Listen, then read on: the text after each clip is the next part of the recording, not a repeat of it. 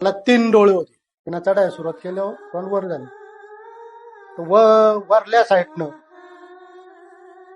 एक मॉप आल्यासारखा दिसला म्हणून 8-10 माणसांनी. त्याच्यामध्ये एक अतिशय उंच मनुष्य, साधारण मनुष्याची उंची फार फार उंच तर 7 फुटापर्यंत, पण हा मला कमीत कमी 10 ते 11 फुटा इतका उंच दिसला.